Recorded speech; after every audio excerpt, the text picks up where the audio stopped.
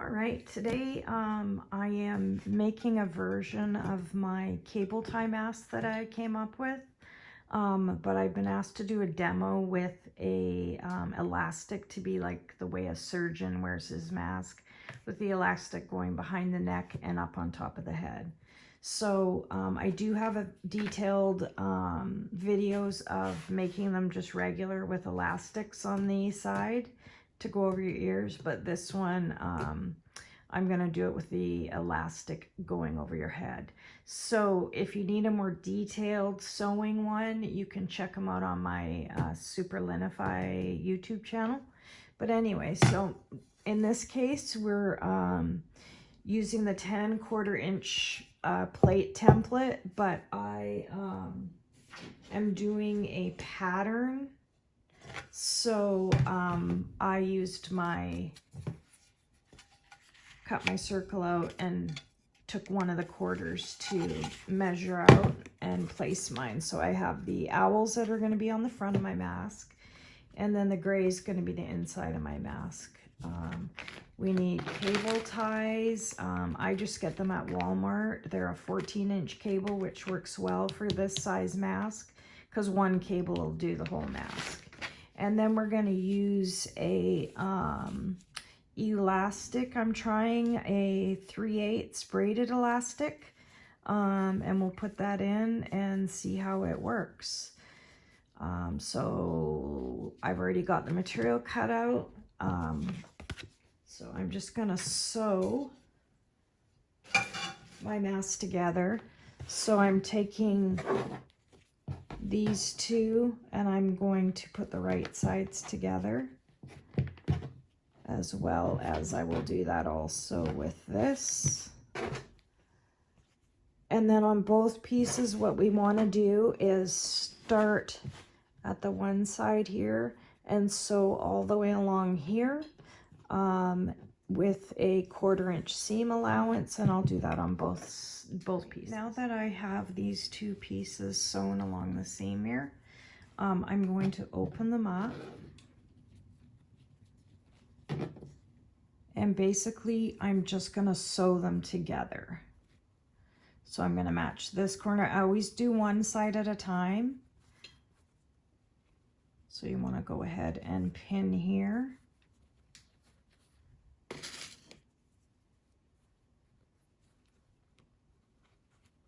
And then you just pull your sides together.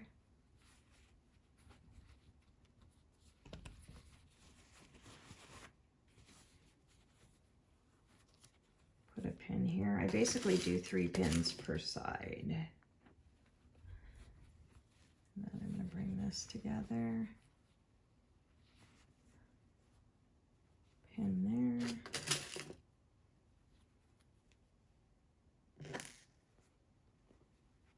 And then I go to the other side and do the exact same thing.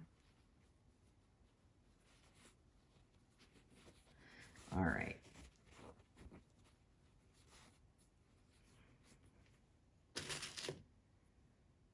Okay, so now we put them together. I do 3 needles on each side to get it matched up.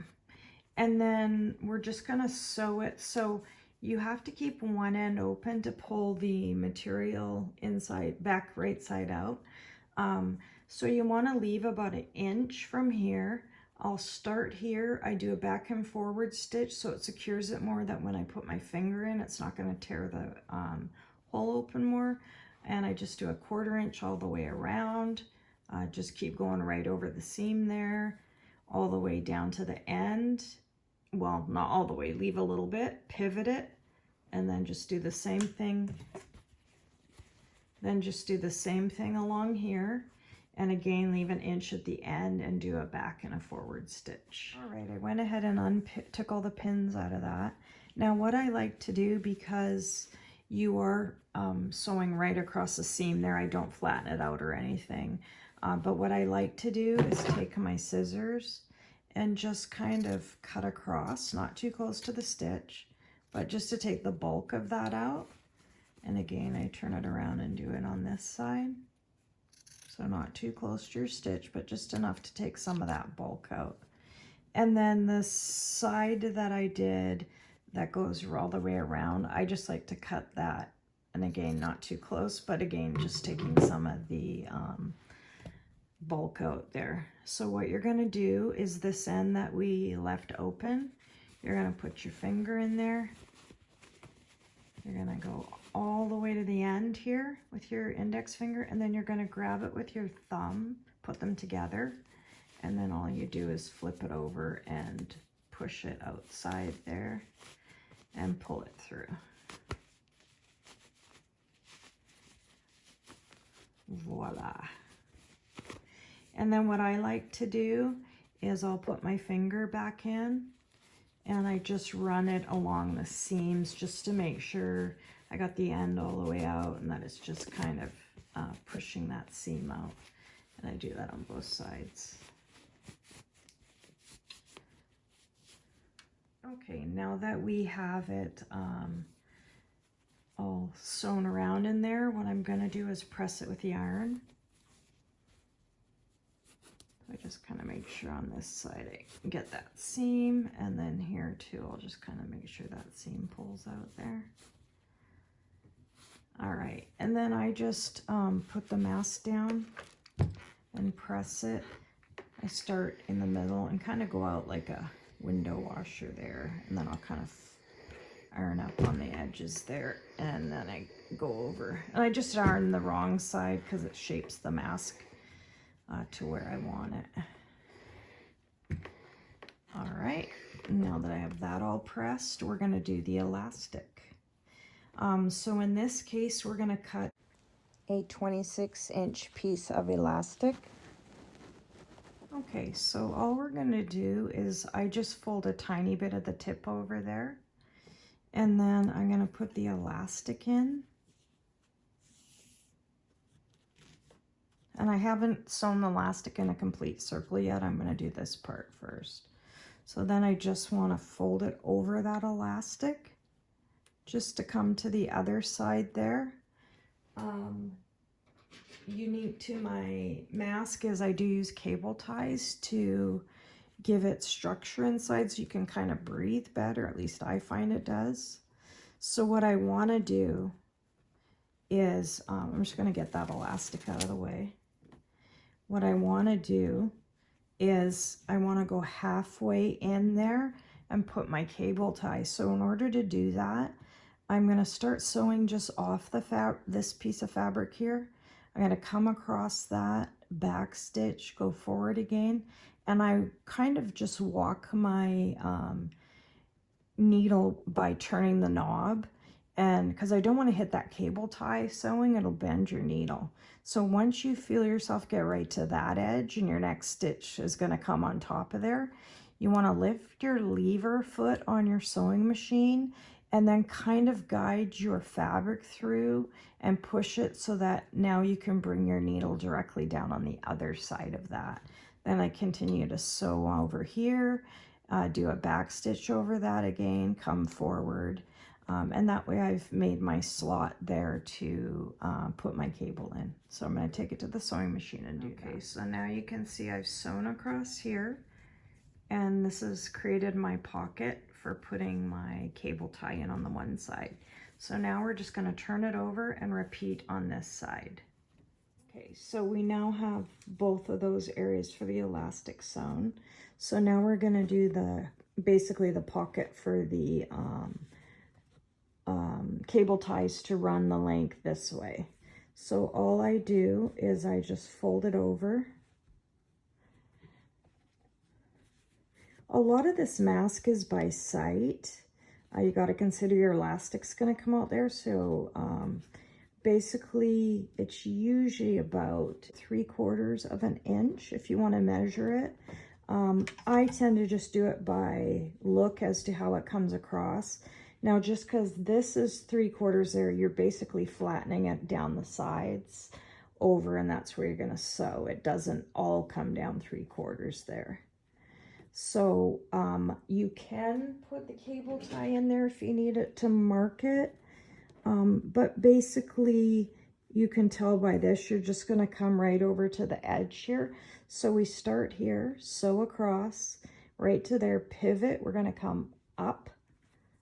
So this way, right to the edge there, pivot, come across, pivot, go down, and then across, all the way across here. Then we're going to pivot and we're going to do a top stitch all the way along there. And basically this is going to be done on both sides. All right, so we now have the top and bottom folded over for the pockets for our cable ties there. And now we're going to feed in the elastic. You have a couple options. You probably could even push it through because it's not very long, or you could put a pin on the end and feed it through. In this case, I just happen to have a needle that is long enough to go around the cord, so I'm just going to take it and I'm going to put it through the hole here and feed it. And then I'm going to come around, and you want to make sure your elastic stays at the same round, and you can straighten it up after you do it too. So then we're just going to come around and go through the other side now.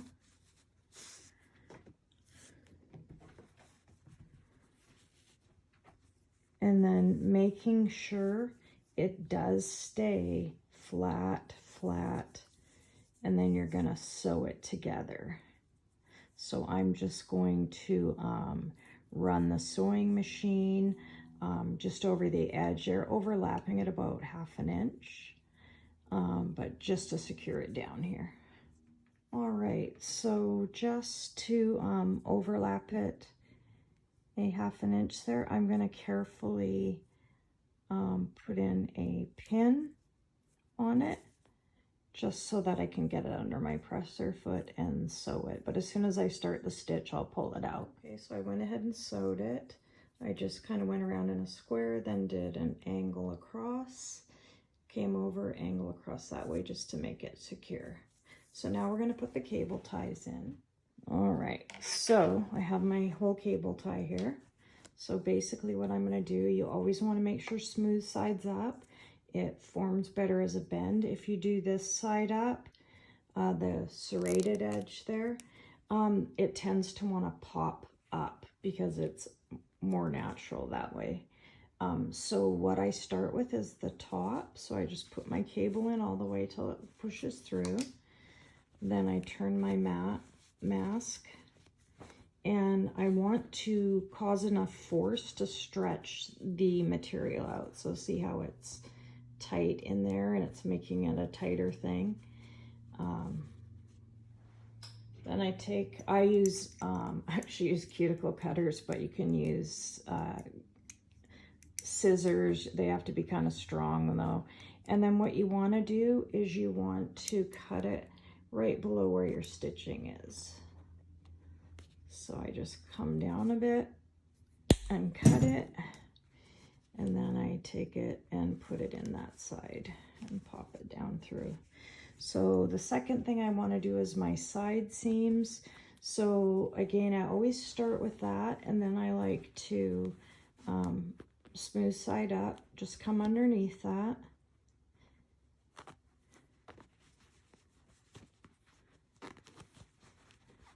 And then I'm going to go through the one side with the pocket there on that side. If that pops up, just pull it down. It's because we're putting it underneath. And then you want to push as hard as you can to stretch that material out there. So see how it's taut now? And as I'm pressing hard, I hold it with my thumb really well. And I'm just going to come a little bit underneath there. And then I'm going to go in through the hole there. So there you go. So we now have the mask with the cable tie. See that pocket it gives you in there for breathing? And then this is just going to go over your head first, this way around your neck, and this piece on the back of your head, just like a surgeon's mask. So there you have it. Okay, so I put it over my hair so you can see, but with the elastic it gives you a tighter fit, which in a way is good for safety and not having any air holes through. But it fits here, it goes behind my neck. the size you use is going to depend on how tight you want it. So I did a 26-inch piece and it's holding really well.